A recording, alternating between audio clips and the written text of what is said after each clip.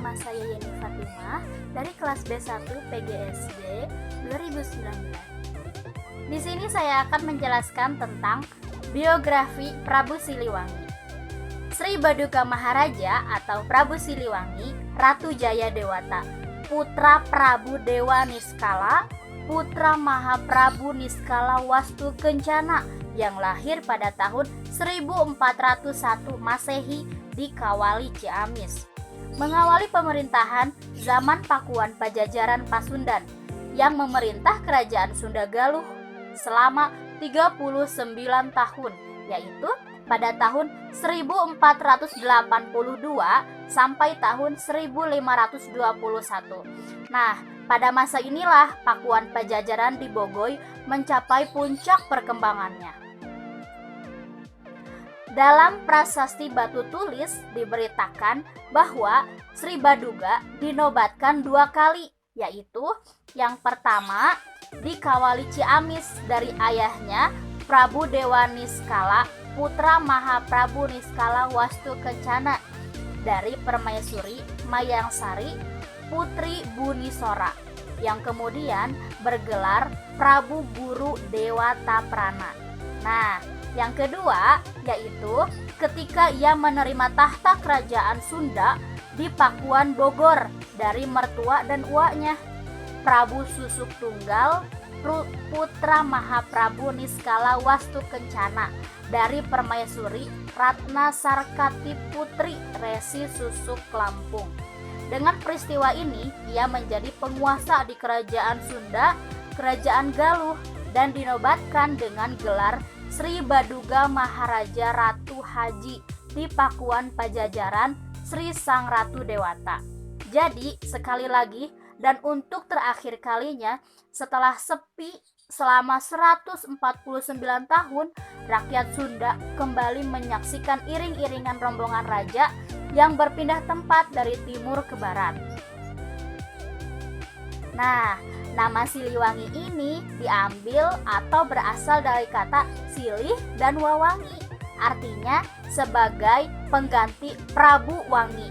Tentang hal itu, Pustaka Raja-Rajai Bumi Nusantara II mengungkapkan bahwa orang Sunda menganggap Sri Baduga sebagai pengganti Prabu Wangi, sebagai silih yang telah hilang.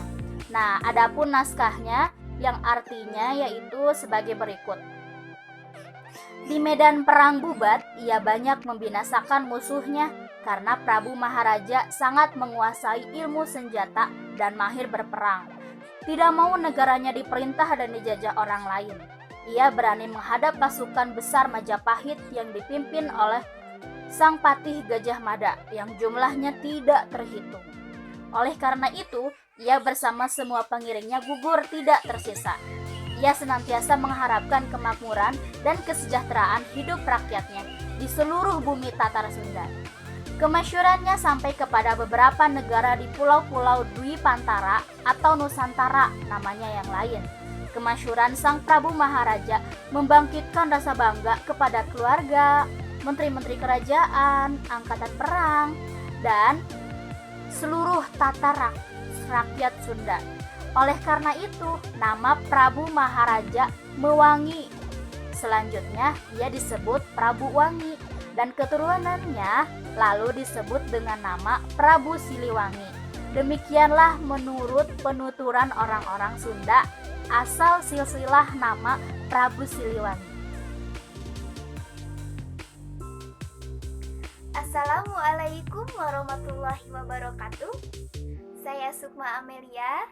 Di sini saya akan menceritakan secara singkat tentang zaman keemasan pada masa pemerintahan Prabu Siliwangi.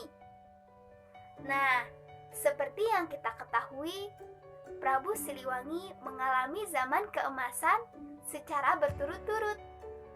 Yang pertama, pada tahun 1968 menurut Kodam Siliwangi. Yang kedua, pada tahun 1474 sampai 1513. Kekuasaan Prabu Siliwangi pada saat itu adalah Pakuan Kerajaan Pajajaran, yang tepatnya berada di wilayah Priangan Barat. Mungkin tidak asing ya teman-teman di telinga kita. Mungkin semua bertanya-tanya, mengapa Prabu Siliwangi mengalami zaman keemasan secara berturut-turut? Nah, Prabu Siliwangi adalah raja yang bijaksana. Pada masa pemerintahannya, segala sistem tersusun dan tertata rapi. Mulai dari ilmu agama, ilmu perang, ilmu pengetahuan bahasa asing, ilmu topografi, ilmu membatik, semua tersusun dan tertata rapi. Nah, jadi sehingga Prabu Siliwangi itu yang dikenal dengan nama Sri Baduga mengalami keemasan pada masa pemerintahannya. Di sini saya akan menjelaskan tentang strategi perang Prabu Siliwangi. Menurut lembaran-lembaran yang dinamakan Sangyang Siksakandang Karesian atau SKK yang berjumlah 30 lembar ditulis pada tahun 1518. Di dalamnya terkandung nilai-nilai strategi kemiliteran yang berlaku di zaman Prabu Siliwangi. Naskah SKK itu kini disimpan di Museum Pusat dengan nomor kode Kropak 630, manuskrip Sunda B. Ada 20 strategi militer era Prabu Siliwangi. Yang pertama, Makarabihwa, mengalahkan musuh tanpa perang, melainkan dengan menggunakan kekuatan pengaruh, yaitu merusak kekuatan musuh dari dalam, sehingga mereka sudah kalah sebelum berperang. Kedua, Katrabihwa, pembagian posisi prajurit saat menyerang. Ada di atas dengan senjata panah, ada dari bawah dengan senjata tombak dan berkuda. Yang ketiga, Lisang Bihwa. Sebelum perang dilakukan, Hulu Jurit, panglima perang, mengumpulkan pasukan untuk memberi motivasi dan membakar semangat juang, agar punya semangat mengalahkan lawan meskipun kekuatan pasukan seadanya. Yang keempat, Singha Bihwa, mengalahkan musuh dengan memasukkan tim kecil penyusup ke barisan musuh. Tim kecil berisi 5 orang ini bekerja mempengaruhi mental musuh sehingga musuh bisa hancur oleh pikirannya sendiri. Yang kelima, Garuda Bihwa, memecah kekuatan pasukan pada titik yang tersebar. Setiap titik berjumlah sekitar 20 orang. Saat menyerang dilakukan secara serentak, kemudian setelah itu menyebar kembali seperti semula hingga dilancarkan serangan berikutnya. Keenam, Cakrabihwa, menyusup ke wilayah musuh secara rahasia untuk menyembunyikan senjata. Senjata dibutuhkan untuk peperangan suatu saat nanti. Penyusup haruslah prajurit yang terlatih dan sangat mengenal medan. Ketujuh, Suci Muka, upaya pembersihan sisa-sisa kekuatan musuh setelah perang berakhir. Biasanya musuh masih ada yang bersembunyi dan berlindung diri. Upaya ini dilakukan agar musuh kalah secara total dengan tidak mampu membangun kekuatan kembali. Kedelapan, Braja Panjara, mengambil kekuatan musuh untuk dididik dan dilatih menjadi orang kepercayaan. Nantinya dia dikembalikan ke asal daerahnya untuk menjadi mata-mata. guna melaporkan kekuatan musuh, senjata yang dipakai, dan strategi perangnya. Yang kesembilan, asumaliput, kemampuan mencari persembunyian yang tidak diketahui oleh musuh. Kesepuluh, merak simpir, bila pasukan berada di daerah rendah dan musuh berada di daerah tinggi, maka strateginya adalah menggunakan tombak dan kuda. Ke-11, gagak sangkur, bila musuh berada di daerah rendah dan pasukan berada di daerah tinggi, maka dilakukan serangan seperti meloncat dan sergapan. Ke-12, luwak maturut, gerakan pasukan mengejar musuh yang melarikan diri sampai ditemukan tempat persembunyiannya. Ke-13, udang sumaka, bila menyusup ke daerah musuh harus bisa menyembunyikan pedang yang dibawa atau membawa pedang ukuran kecil. Yang ke-14, babah buhaya, cara menghimpun pasukan ketika terdesak, misalnya dengan memotivasi mental, semangat, diarahkan kemana harus melarikan diri, memilih tempat berlindung, menghindari pengejaran, dan lainnya.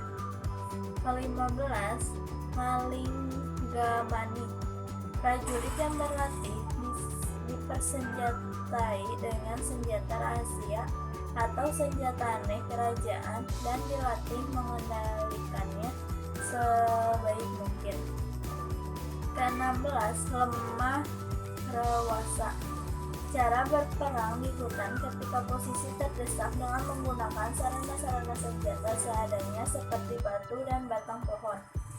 Ke-17, adipati, teknik melatih prajurit komando yang memiliki kemampuan handal melebihi kemampuan prajurit biasa. Ke-18, prebusakti, prajurit diberi latihan kesaktian dengan cara supranatural menggunakan kekuatan makhluk gaib agar memiliki kemampuan melebihi pasukan naik biasa. Ke-19, pakai prajurit, prajurit pilihan ditugaskan berunding untuk mencapai perdamaian karena raja menitahkan tidak menempuh cara perang meskipun komandan pasukan ingin berperang. Ke-12, tapak sawatri, cara-cara berperang di air menggunakan senjata di air, mengelabui musuh, mendekati musuh melalui jalur air. Assalamualaikum warahmatullahi wabarakatuh. Izin memperkenalkan diri. Perkenalkan, nama saya Ning Ranti Priyantini dengan NIM 190601111. Di sini saya akan menjelaskan tentang Wangsit Siliwangi. Menurut cerita, sebelum wafatnya Prabu Siliwangi sempat menyampaikan Wangsit pesan-pesan berupa nasihat. Diucapkan kepada Dedehes di hulu sungai Ciujung. Sebelum arwahnya, beliau menyepi ke tengah hutan. Sing saha bae anu ngagunakeun ngaran Siliwangi atawa ngarasa jadi sakeleser Siliwangi, manehna bakal nanjung hirupna, bakal mulia kumelerna, kawangikeun sabuwarna panca tengah nyaeta lamun manehna jujur, sinatria, teuneung, kumatri, kasileutik, nyaah karahayat, sarta wibawa kasasama. Sabalikna hirupna moal panggih jeung kasenangan, bakal lara kalangsa, sok saeundeungna lamun ingkar tina patokan anu tadi. Terjemahan bahasa Indonesianya, barang siapa menggunakan nama Siliwangi dan merasa dirinya menjadi sakeleser Siliwangi, akan agung hidupnya, mulia gelarnya, dan akan harum ke semua penjuru dunia, yaitu apabila dia jujur, kesatria, memperhatikan si kecil, sayang kepada rakyat, dan wibawa ke sesama. Sebaliknya, hidupnya tak akan mendapat kesenangan, akan lara sengsara selamanya apabila ingkar dari patokan tersebut. Subiantoro 2004-30. Assalamualaikum warahmatullahi wabarakatuh. Kali ini saya akan menjelaskan tentang karakter dan kepemimpinan dari Prabu Siliwangi. Menurut ahli sejarah dan rakyat legenda mengatakan bahwa Prabu Siliwangi memiliki sikap yang sangat luhur yang patut untuk ditiru. Yang pertama, sikap mengayomi. Sikap mengayomi menjadi dambaan dari seorang pemimpin, bersikap asih, tidak semena-mena, tidak menzalimi, sehingga Prabu Siliwangi dicintai oleh rakyatnya. Yang kedua, tidak semena-mena terhadap rakyat kecil. Menurut isi dari Wangsit Siliwangi dan dari wasiat Prabu Wastukencana, tidak boleh semena-mena atau menindas rakyat. Yang ketiga, mensejahterakan rakyat. Ada yang mengatakan bahwa ibu kota Pajajaran menjadi kota terpadat kedua setelah Demak, kota yang padat karena perekonomian yang maju. Yang keempat, berani menghadapi tantangan. Saat terjadi konflik di internal maupun eksternal kerajaan, Prabu Siliwangi mampu menghadapinya, sehingga muncullah ilmu tentang strategi perang orang Sunda. Yang kelima, sikap toleransi. Ketika Prabu Siliwangi menikah dengan Subanglarang yang beragama Islam, beliau memperbolehkan anaknya untuk memeluk agama Islam. Sikap toleransi ini masih sangat langka pada zaman itu. Yang keenam, melindungi wilayah. Saat terjadinya konflik-konflik dari luar kerajaan Pajajaran, Prabu Siliwangi berusaha untuk melindungi wilayahnya. Ada yang mengatakan kerajaan Pajajaran berada di Galuh Ciamis, kemudian berpindah ke Bogor. Mungkin hal ini menjadi strategi untuk mempertahankan wilayahnya. Yang ketujuh, sikap kesatria. Tidak jelas akhir dari kehidupan Siliwangi kapan dan bagaimana wafatnya. Ketika kerajaan Pajajaran mengalami konflik dari internal maupun eksternal, Prabu Siliwangi tidak ingin menambah konflik terhadap rakyatnya. Sehingga cara mengatasinya, Prabu Siliwangi dan beberapa pengikutnya memilih untuk mengasingkan diri ke hutan. Nah, jadi seperti itu karakter dan kepemimpinan dari seorang Prabu Siliwangi yang patut dicontoh dan yang patut untuk ditiru. Assalamualaikum warahmatullahi wabarakatuh. Di sini saya akan menjelaskan tentang moto kejuangan Prabu Siliwangi. Menurut Subiantoro et al. Menyebutkan tentang moto kejuangan Prabu Siliwangi. Prabu Siliwangi juga bertanggung jawab tidak hanya pada pelestarian nilai-nilai luhur Sunda, tetapi juga pada penegakannya di suatu saat nanti ketika peradaban manusia mengalami titik balik.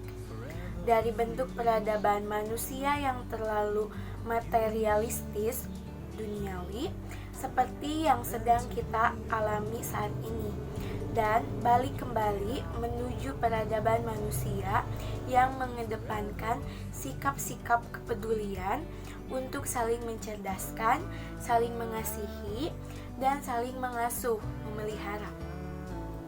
Yang dalam filsafat perennial atau tradisi kearifan Sunda lazim dinyatakan dalam moto silih asih, silih asah, dan silih asuh. Subiantoro et al. Mei 2004 halaman 32. Lebih jauh, Subiantoro et al. Menjelaskan posisi dari moto silih asah, silih asih, silih asuh. Peradaban manusia modern semakin terlihat ingin menguasai, mendominasi, dan mengeksploitasi.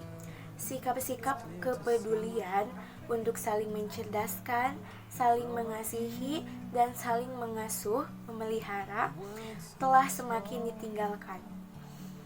Bila dimaknakan, silih asih ialah rasa saling mengasihi sesama manusia, mengasihi makhluk ciptaan Tuhan, dan mencintai Tuhan Sang Pencipta. Silih asah ialah saling memperkuat, mendukung, menopang dalam mencapai kebaikan dan kemajuan. Dan silih asuh ialah saling menjaga, peduli, memperkuat. Assalamualaikum warahmatullahi wabarakatuh. Selanjutnya di sini saya akan menjelaskan tentang nilai kejuangan kehidupan Prabu Siliwangi.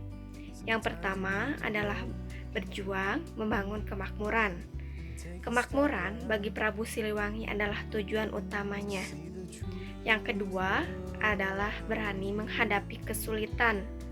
Berbagai kesulitan dihadapi oleh Prabu Siliwangi dari berbagai sisi, termasuk dari internal keluarga kerajaannya sendiri. Yang ketiga adalah patriotisme. Patriotisme Prabu Siliwangi adalah mementingkan kehidupan rakyatnya dan mengesampingkan kehidupan pribadinya. Yang keempat adalah berorientasi perdamaian. Prabu Siliwangi berorientasi perdamaian jika memungkinkan dapat menghindari berbagai konflik ataupun peperangan. Yang kelima adalah realistik dalam memandang kenyataan ataupun perubahan zaman. Assalamualaikum warahmatullahi wabarakatuh. Izin memperkenalkan diri, nama saya Kemala Sari, saya dari kelas B1 PGSD Siliwangi. Di sini saya akan menjelaskan sedikit tentang nilai-nilai kemasyarakatan dari Prabu Siliwangi.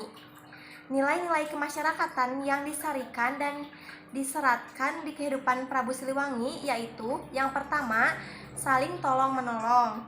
Itu tercermin dari moto yang telah tersebar luas yaitu Sili Asih, Sili Asah, dan Sili Asuh. Di dalam moto tersebut terdapat saling tolong-menolong dan juga saling menguatkan serta saling berempati. Yang kedua, bekerja sama. Sifat ini tercermin dari pembangunan kesejahteraan juga dalam strategi kemiliteran yang dikenal di zamannya. Pada keduanya terkandung makna bekerja sama untuk mencapai tujuan bersama. Yang ketiga, solidaritas atau kesetiakawanan, yaitu sikap senasib atau sepenanggungan. Bila enak dirasakan bersama, bila sedih dihadapi bersama, tidak egois atau mementingkan diri sendiri. Yang keempat, yaitu kepedulian sosial. Itu tercermin dari sikap Prabu Siliwangi yang peduli pada rakyat kecil, menjadikan kemakmuran dan kedamaian hidup rakyat sebagai tujuan kepemimpinannya. Yang kelima yaitu mendidik generasi penerus, tidak mengabaikan generasi nanti, namun mempersiapkan untuk suatu kehidupan zaman yang berubah cepat. Itu tercermin dari patuah wangsit yang diturunkan oleh generasi nanti, juga dari moto Silah Asih, Asah, dan Asuh. Demikianlah butir-butir karakter positif yang disarikan dari hikayat kehidupan Prabu Siliwangi. Semoga bermanfaat dan semoga kita dapat mencontoh nilai-nilai kemasyarakatan dari Prabu Siliwangi. Terima kasih. Assalamualaikum warahmatullahi wabarakatuh.